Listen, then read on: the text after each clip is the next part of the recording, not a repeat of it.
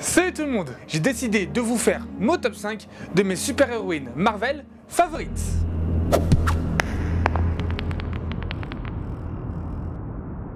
Mais attention, ce top là sera consacré à mes super-héroïnes venant des comics Marvel, non pas de leurs adaptations live ou animées. Numéro 5, Ghost Spider. My name is Gwen Stacy. For the last 2 years, I've been the one and only Spider-Gwen. Sur la Terre 65, une des nombreuses terres parallèles de l'univers Marvel, la jeune Gwen Stacy s'est fait piquer par une araignée radioactive. Cette araignée lui a donné les mêmes pouvoirs que ceux de Spider-Man sur la Terre 616. La blonde doit alors jongler entre sa vie d'adolescente et ses devoirs de super-héroïne, tout en affrontant plusieurs ennemis, dont un Matt Murdock diabolique. Ce que j'adore dans les différents univers de la pop culture, c'est les réalités alternatives, basées sur une question « et si ?» What if en anglais. Et là, pour le coup, l'univers Marvel en est plein. Que se passerait-il si Captain America était président des États-Unis? Que se passerait-il si Hulk avait le cerveau de Bruce Banner? Que se passerait-il si Aunt May était Spider-Man? Plein de questions qu'on ne se pose pas forcément, mais dont la réponse est intéressante. C'est en 2014 que les fans de comics découvrent cette nouvelle version de Gwen Stacy dans le deuxième numéro de Edge of Spider-Verse.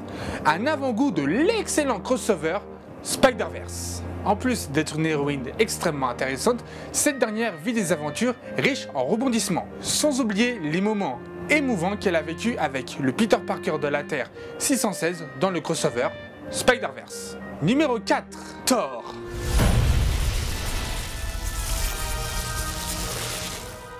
Là pour le coup, je pars de la Thor version Jane Foster.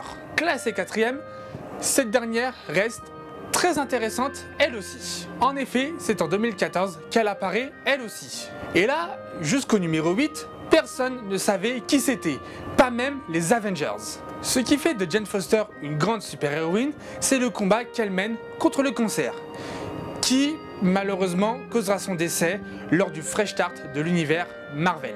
D'ailleurs, en 82, un autre héros Marvel est mort du cancer, à savoir le tout premier Captain Marvel. Ce qui prouve que même les plus grands héros de ce monde n'arrivent pas à battre tous les maux de ce monde. Pour la petite anecdote, en 1977, la Maison des Idées a sorti un What If où Jane Foster a possédé le Mjolnir. Mais c'est très différent de la version 2014. Numéro 3, She-Hulk. Don't make me angry, big guy. You wouldn't like me when I'm angry. Créée en 1980, Jennifer Walters, aka She-Hulk, fait partie des meilleurs personnages féminins de toute la pop culture. Elle assume et jongle facilement avec sa vie d'avocate, son devoir de super-héroïne, mais aussi avec son physique hors norme. D'ailleurs, le dessinateur et scénariste John Byrne, qui a repris le personnage durant la moitié des années 80, a bien profité de son physique très avantageux. Je vous laisse juger. Elle a d'ailleurs été à la tête de A-Force, une équipe d'Avengers 100% féminine. Auparavant membre des 4 Fantastiques en tant que remplaçante de la chose, la super-héroïne est aujourd'hui membre des Avengers, où elle vit actuellement une histoire d'amour avec Thor. Et c'est ça que j'adore chez elle. Elle a une force et un charisme à toute épreuve, sans oublier qu'elle est loin d'être dans l'ombre de son cousin Hulk, contrairement à d'autres personnages de la pop culture comme par exemple Supergirl ou bien Luigi. Numéro 2, Carol Danvers. And you're a Kree, a race of noble warriors. Heroes. Noble warrior heroes. Là, je vais être honnête avec vous, je suis tout simplement amoureux de ce personnage. Tout comme She-Hulk, elle a un charisme et une force à toute épreuve.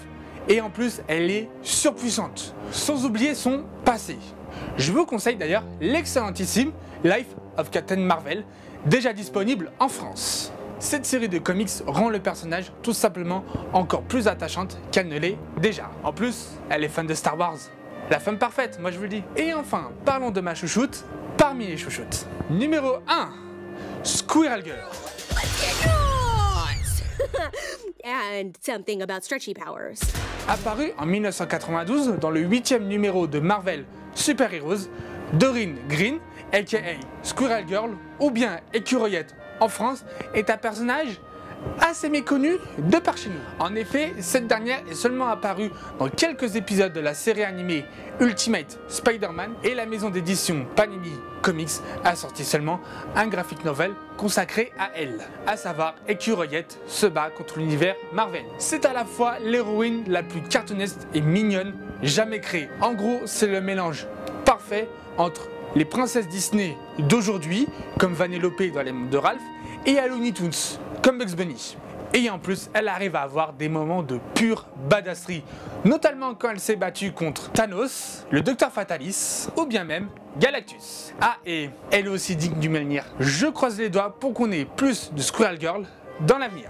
N'hésitez pas à donner votre propre top 5 des super-héroïnes Marvel en commentaire. A plus tout le monde!